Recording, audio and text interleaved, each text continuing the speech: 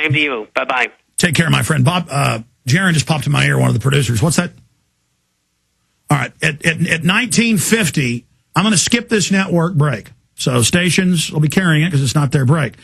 There's local breaks, network breaks. Listeners always ask what I'm talking about when I say that. We're going to skip the 20 to 24 long break because I want to be able to play, to analyze it. It's bad audio, but it's the best we got. Somebody sent it to us, recorded off a radio, I guess, with like a tape recorder, of Limbaugh with Mark Dice calling in just an hour or so ago. And we're going to play that. Then we're going to go into the video, audio for listeners, of this incredible mega viral video Aaron Dykes produced that I shot the video of with Charlie Sheen. I'm very proud of this video that I directed, but that Aaron put together. He did yeoman's work. And this is Charlie Sheen's video message to the president. So we're going to go ahead and go to Limbaugh, then to the message to the president from Charlie Sheen. Here it is. A little love roller coaster. That's the Ohio Players. We're back. Rush Limbaugh here, the EIB Network. Open Line Friday. We're going to start on the phone, San Diego, with Mark. Thank you, sir, for calling. Nice to have you here with us. Thanks, Rush. I'm wondering what you and your establishment friends are going to do now that over one-third of Americans from both political parties believe that the attacks of 9/11 were an inside job, and your propaganda and your gatekeeping is not having the effect that you and your puppet masters thought it would. Well, you know something, Mark? What that tells me is that we're losing one-third of the country to a bunch of insane lunatics. And 9/11 was an inside job. I saw an interview, Mark, with Charlie Sheen. Charlie Sheen got 20 minutes with Barack Obama. I read the transcript. And Charlie Sheen said, hey, President, don't you realize 9/11 was an inside job? And Obama didn't want to go there. But if you can't get the leader of your kooks to go along with what you kooks believe, then I would say that you've got a kook cause. 9/11, an inside job. I fear for the country because of such insanity. And I've talked about the fact that we're 2 or 3 countries today. And I have no illusion that I have any ability to reach the insane. I have no ability that I have any sway over lunatics. And frankly, I don't even try. What I'm trying to do is make sure that the number of lunatics, the numbers of the genuinely politically insane remain as small as 1/3, so that you will forever remain the stupid idiot minority that you are. You know something, folks?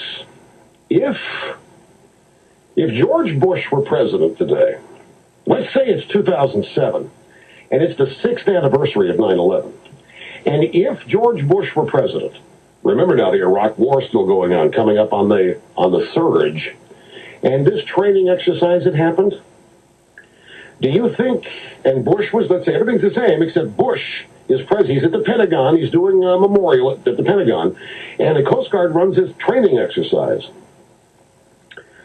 You know what the drive-bys would report? That Bush faked and staged and purposely did this exercise to scare everybody to death, to realize we have real problems and to get everybody trying to support Iraq. They would say that Bush was behind it. Your lunatic friends, Mark, your kook insaniacs, that would be your take on it. What do we get today? Oh no, CNN. Oh no, the info makers here, Obama saved, led them to the most embarrassing hour or 2 of reporting probably this week for CNN. I mean, you have to categorize CNN's embarrassments by the week. Not even. No warning signs that I'm aware of. And it was a revelation that the White House had no intention of making public. President Bush was told in August that Osama bin Laden might be planning an attack involving the hijacking. Could have predicted. Nobody in our government, at least. August 6th PDD. I believe the title was Bin Laden Determined to Attack Inside the United States. 70% of family members' questions were never answered during the 9/11 Commission report. Lee Hamilton and Thomas Keane said they were set up to fail. I mean, I'm a member of the commission. It's a scam. It's absolutely disgusting. The questions, Mr. President. The questions. Building 7 ablaze at the moment and apparently getting ready to collapse. Building 7, free fall collapse. Well, no, there's number 7 coming down. The excitement and the fun that people get watching an old building being demolished, and they wired very carefully for days, and it's a very careful operation. Third time today. It's reminiscent of those pictures we've all seen too much on television before, when a building was deliberately destroyed by well-placed dynamite to knock it down. The smartest thing to do is pull it. And they made that decision to pull, and then we watched the building collapse. Jane, what more can you tell us about the Salomon Brothers building and its collapse? Well, only really what you already know. Details are very, very sketchy. We're getting information now that one of the other buildings, Building 7 in the World Trade Center complex, is on fire and has either collapsed or is collapsing. The Pentagon. Vanishing airplane. My close-up inspection, there's no evidence of a plane having crashed anywhere near the Pentagon. The only site is the actual site of the building that's crashed in, and as I said, the only pieces left that you can see are small enough that you could pick up in your hand. There are no large tail sections, wing sections, a fuselage, nothing like that anywhere around, which would indicate that the entire plane crashed into the side of the Pentagon. Firefighters and police describing explosions. A lot of them. The secondary explosion. We've got numerous people covered with dust from the secondary explosion. Just floor by floor instead of popping out. It was like, it was if they had detonated. Yeah, detonated. If they were planned to take down a building. Boom, boom, boom, boom, boom, boom, boom. Looks sort of like the building just demolished. Even if there was no secondary explosives in the building. Kind of like gunfire. You know, bang, bang, bang, bang, bang. And then all of a sudden, 3 big explosions. Do you know if it was an explosion or if it was a building collapse? To me, it sounded like an explosion. Chief Albert Turry told me that he tried to get his men out as quickly as he could, but he said that there was another explosion which took place, and then an hour after there was another explosion in one of the towers here. Sibel Edmonds, FBI translator, breaking her gag order. All our intimate relationship with bin Laden and Taliban. We did carry very intimate relationship with these people all the way up to September 11. Bin Laden was spirited into this military hospital in Rawalpindi for kidney dialysis treatment. The military had him surrounded. They were saying that Osama bin Laden had to be watched carefully and looked after. NORAD standing down. Where were the planes? On now to one of the eeriest moments amid the carnage of 9/11. A mysterious plane was seen flying right over the president's residence. The E-4Bs over New York and Washington, otherwise known as the Doomsday Planes. It has never been officially explained. Cell phones working at impossible altitudes. Solicitor General Ted Olson receiving phone calls that the FBI says were never made. What happened during that call? This is the only information we have on these terrorists. She was able to call him twice. How she could pull that off, we don't know, but she did. These are the questions, Mr. President. These are the questions. They go on and on. Good afternoon, Mr. President. I come to you today representing the families of the victims of September 11th, as well as millions of my fellow Americans.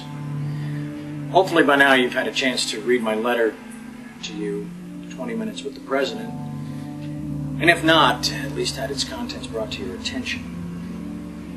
We have questions, Mr. President. Lots of questions. A lot of them are detailed in my letter, but trust me, there are hundreds more questions. As my letter chronicles, sir, the 9/11 Commission itself says they were lied to, deceived, and essentially prevented from carrying out a real investigation. The people of the United States and the world demand the truth, sir. We have to continuously ask questions. That's what a patriot does. That's what a true American does. We ask questions. You, sir, have the power as well as the responsibility to initiate a truly independent congressional investigation into the events of 9/11 as well as its aftermath. We want our country back, Mr. President. Therefore, I'm not just calling on you and your team. I'm calling on each and every American citizen to wake up, stand up, and demand the truth. We're counting on you, Mr. President. Be on the right side of history.